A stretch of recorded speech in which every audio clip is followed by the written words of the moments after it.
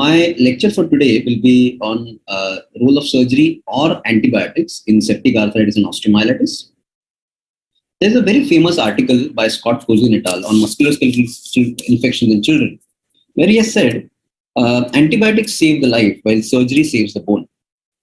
A couple of examples regarding it. This is a 3-year-old female hospitalized within 48 hours of symptoms of fever, pain, and swelling. Has a large swelling over the distal femur. MRI suggests an osteomyelitis with a subperiosteal abscess. It was drained within 6 hours of MRI, treated with antibiotics, and at 1 year has full range of motion and no sequelae.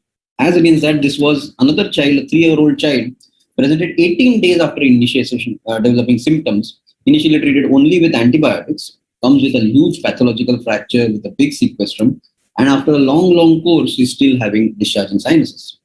These two contrasting cases gives us a corollary to this, that is, antibiotics save the life, but surgery at appropriate time saves the bone.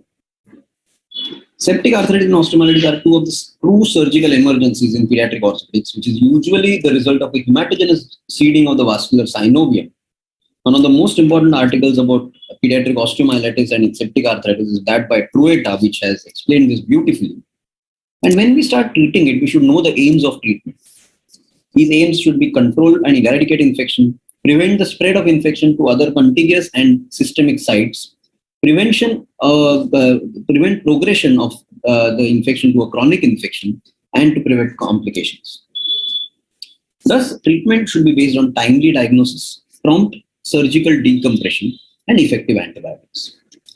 We should remember that there are two components to this condition. One is a surgical problem, which is in a medical disease. Surgical problem is the bony involvement. The medical disease is a sepsis, which is always there. Hence, the surgical problem has to be treated with surgery and decompression, while the medical disease has to be treated with antibiotics. A very good article by Erkling et al. In JAOS 2021 describes this very beautiful figure about the involvement of the metaphysis in septic arthritis of the hip and the no involvement of the metaphysis in the septic arthritis of the knee.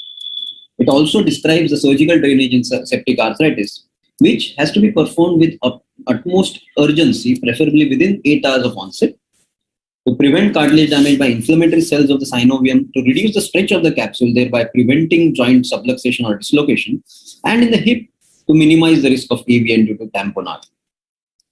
Surgery can be in the form of aspiration, open arthrotomy, or arthroscopic lavage.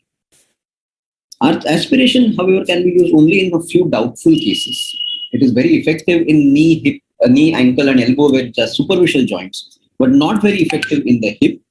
It can be used for obtaining fluid for culture, but should not be used in isolation, especially when it's a thick, purulent fluid, and may be combined with irrigation. The disadvantage is that it does not irrigate the joint, especially if it's a thick granulation tissue, may require multiple aspirations. And in case of the hip, it can be aspirated in two spots. One is through the Smith-Peterson approach, and second is through the subadductor region. Arthrotomy, however, is the surgical gold standard. In fact, negative arthrotomy is better than missing the bus and should be done as early as possible. Here, usually immobilization is necessary after an arthrotomy.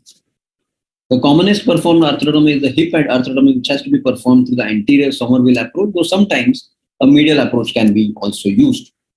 It is the most definitive way of decompressing the joint for removal of the purulent material, especially the granulation tissue. And it has to be in the form of this sort of rectangular capsulectomy, which will help in effective decompression. Arthroscopic drainage does find a role in a few articles.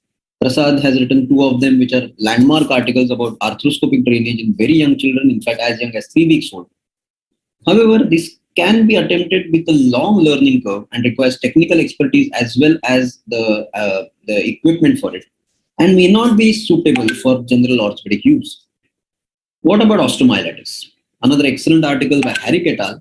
Describes that unlike septic arthritis, osteomyelitis is primarily a medical disease. This is more seen in the Western literature.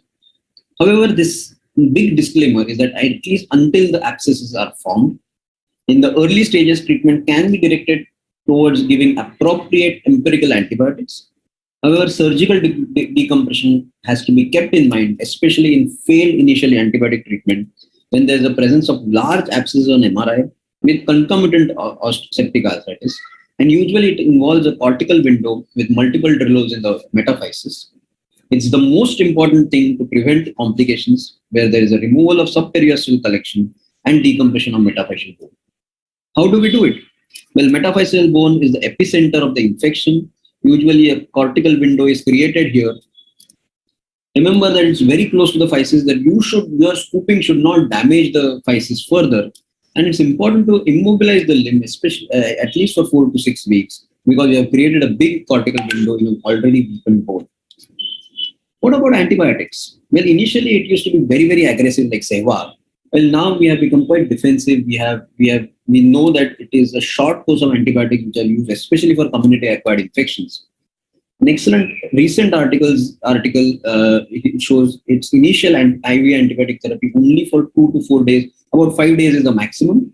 After which we can shift over to oral antibiotics. Empirical antibiotics in most of the times are usually first and second generation cephalosporins. In special circumstances like sickle cell disease, you can use a different antibiotic. Well, hospital acquired or in cases where the community acquired MRSA population is more than 10%, then you have to use higher antibiotics like vancomycin and clindamycin. Well, duration of antibiotics initially it is for 5 to 7 days, after which it can be shifted over to oral antibiotics, which have to be continued for about 4 to 6 weeks. When do we shift over to oral antibiotics? Well, there is European Society of Pediatric Infectious Diseases has given a few criteria. The child has to be afebrile for 48 hours. There has to be a clinical improvement in symptoms, decrease in CRP to about 50% of initial value. It may not be complete normal. No signs of local or systemic complications. And if it's a non-viral strain, it can't be utilized when it's a MRSA or a Panton Valentine leukocidin positive MSSA strain. Thus, take-home messages. Acute bone and joint infections are surgical emergencies. Treat them as such. Requires prompt drainage, decompression, and immobilization. In pediatric age, early surgery is important to save the bone.